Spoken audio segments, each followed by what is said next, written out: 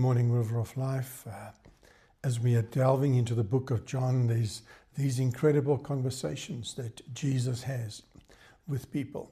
And in John chapter 3, it's the well-known passage where Jesus talks to Nicodemus. I think it's important to note that Nicodemus is a Pharisee, and a Pharisee is a very prominent religious/political grouping at the time of Jesus. And one of the things that they are well known for is that they were keeping the letter of the law to the utmost. When Paul described himself, he says, as regard to the law, he was a Pharisee. And that is how Paul identified and what he was and what grouping he belonged to. And when Nicodemus comes to Jesus, he says to him the following. He says, we know that you are the Messiah, the Son of God. We can see it. And he says, we all know it. He makes that declaration. Not just him, but all of us.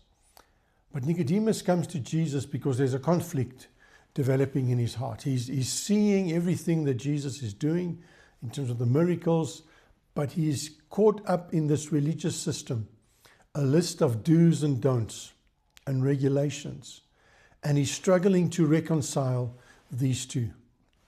And in that context, Jesus answers him and he says, but what needs to happen is you need to be born again. Nicodemus says, but how can I go back into my mother's womb? How can I be born a second time or be born again? And Jesus says to him, but you don't understand these things. You're supposed to be a religious leader. If you can't understand something as simple and as basic as this, how can I explain other things to you? You see, what Jesus is saying to Nicodemus is, it's not about your rules, it's not about what you do, but it is a work of God. God coming to do this process of making us alive. When Adam and Eve sinned, God says, if you eat of this tree, you will die. They didn't die immediately. They lived another couple of 100 years. But spiritually, they were dead. They were separated from God. God is saying to Nicodemus that he is going to do a miracle. And it will be as if we are born again for the second time.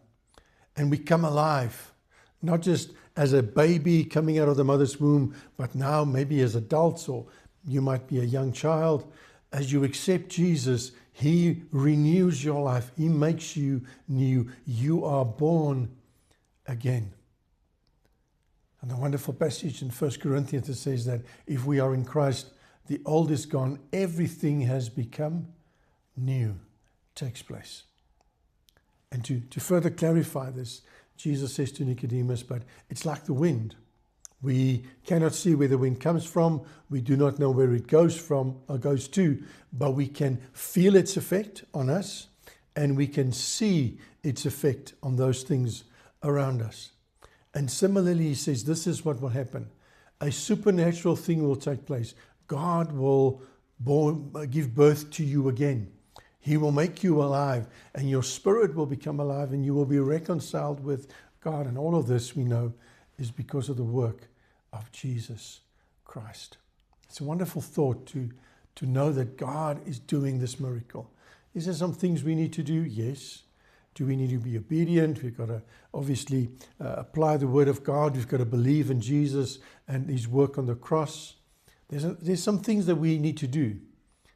But the primary thing is that God is doing this miracle.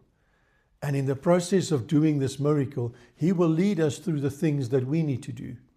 We need to believe. We need to accept the work of Jesus. And we need to allow his Spirit to cause us to be born again. Let's pray together. Jesus, we stand in awe of your work. Truly, it is like the wind. We don't know where the wind comes from and we don't know where the wind is going. We can't see it, but every now and then we see the effect of the wind. We feel that effect. And so, Father, I pray for those of us who have been born again, that you would just renew this in our mind and our way of thinking and our way of doing, that we are no longer of this world. We belong to you. We've been bought with a price. As John 1:12 says, we have been given the right by you to become children of God. For those who say, but I don't understand this, You're in good company. Nicodemus didn't understand it. Father, would you draw us? Would you draw those who don't understand with your grace and with your mercy? And would you come and do this incredible work of rebirth, making us alive, and restoring our relationship with you? We thank you for that, in the wonderful name of Jesus. Amen. I've been born again. I trust that you've been born again.